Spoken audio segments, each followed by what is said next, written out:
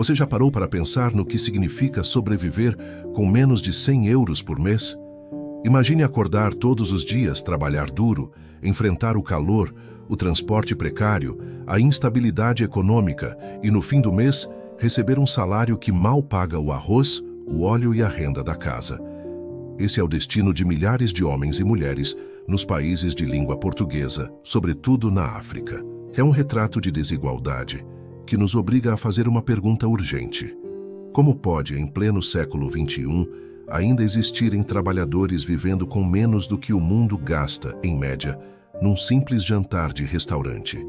Esse é o choque que vamos enfrentar juntos hoje.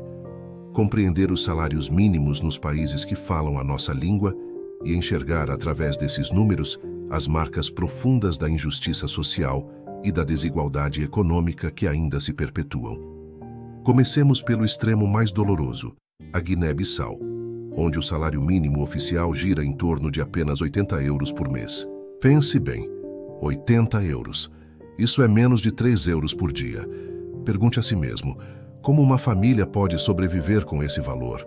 Como alguém consegue pagar transporte, comida, saúde e, ao mesmo tempo, sustentar os filhos?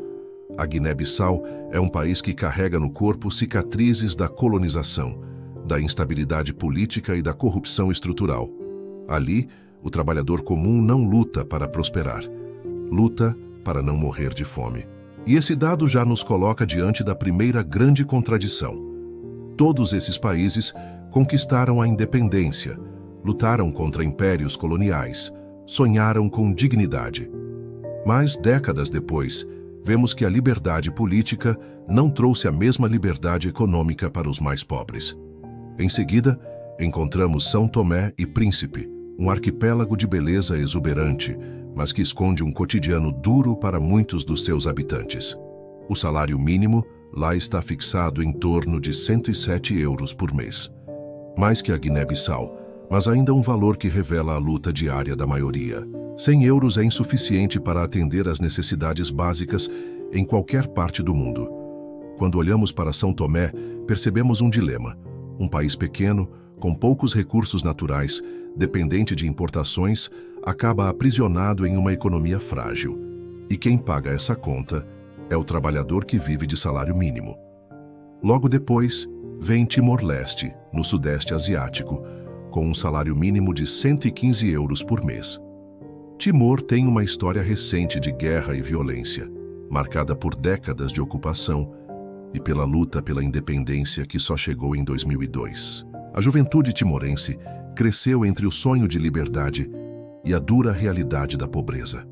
O salário mínimo de 115 euros mostra como a economia timorense ainda engatinha, apesar das riquezas naturais como o petróleo e o gás. Mais uma vez, vemos que recursos existem, mas a sua distribuição não chega até a mesa do povo. Em Angola, potência africana em petróleo e diamantes, o paradoxo é ainda mais chocante. O salário mínimo oficial gira em torno de 119 euros por mês. É verdade que recentemente houve reajustes e mudanças nos valores setoriais, mas em média, esse ainda é o número que representa a base. Pense na contradição. Um dos maiores produtores de petróleo da África, um país com elites riquíssimas, mas onde o trabalhador recebe pouco mais de 100 euros por mês. É aqui que a palavra injustiça ecoa mais forte. O salário mínimo angolano é um espelho da desigualdade. De um lado, riqueza extrema. De outro, um povo que luta para viver com dignidade. Quando olhamos para Moçambique, a situação é complexa, porque o salário mínimo varia de acordo com o setor. Mas, em muitos casos, está em torno de 6.531 meticais por mês, algo equivalente a pouco mais de 100 euros. Moçambique é um país marcado pela guerra civil, pela exploração externa e por uma corrupção que mina os avanços sociais. O trabalhador moçambicano enfrenta a inflação, o aumento do custo de vida e uma estrutura de emprego precária. Mais uma vez, o número traduz a realidade: salários baixos, vida cara, esperança sufocada. E aqui chegamos a Cabo Verde, que aparece em 8º lugar entre os países de língua portuguesa, quando o assunto é salário mínimo. Lá, O valor está fixado em cerca de 165 euros por mês. É mais alto que nos outros PALOP, mas ainda assim está longe de garantir conforto ou estabilidade. Cabo Verde costuma ser visto como um exemplo de estabilidade política e governança em África. Mas esse dado mostra que estabilidade política não significa automaticamente prosperidade econômica. Mesmo num país que avança em setores como turismo e serviços, o trabalhador ainda enfrenta limitações sérias no seu poder de compra. Agora atravessamos o Atlântico e chegamos ao Brasil. O salário mínimo brasileiro foi atualizado para R$ 1.518 em 2025, o que equivale a cerca de 300 euros. É um salto grande em relação aos PALOP, mas ainda assim insuficiente diante do custo de vida em grandes cidades como São Paulo ou Rio de Janeiro. O Brasil é um retrato da desigualdade. O mesmo país que se orgulha de ser a 8ª maior economia do mundo ainda tem milhões de pessoas vivendo com pouco, sustentadas por um salário mínimo que não cobre moradia, alimentação, transporte e saúde ao mesmo tempo. Aqui a pergunta é clara: como pode uma economia tão grande continuar esmagando seus trabalhadores com salários tão baixos? Finalmente, chegamos a Portugal, onde o salário mínimo foi fixado em 870 euros em 2025. É, de longe, o mais alto entre todos os países que falam português. Mas mesmo em Portugal, há críticas. O custo de vida em Lisboa, no Porto, e em outras cidades cresce de forma acelerada. E muitos trabalhadores dizem que 870 euros já não são suficientes para pagar aluguel, alimentação e transporte. Ainda assim, o contraste com os demais países lusófonos é brutal. Enquanto na Guiné-Bissau o trabalhador recebe 80 euros, em Portugal o salário mínimo chega a quase 1.000. A mesma língua, mas duas realidades que parecem viver em planetas diferentes. Esse contraste nos leva a uma reflexão inevitável. Por que a desigualdade entre países que compartilham a mesma língua, a mesma história colonial, é tão gigantesca? A resposta não é simples, mas podemos apontar alguns fatores. Primeiro, a herança da colonização.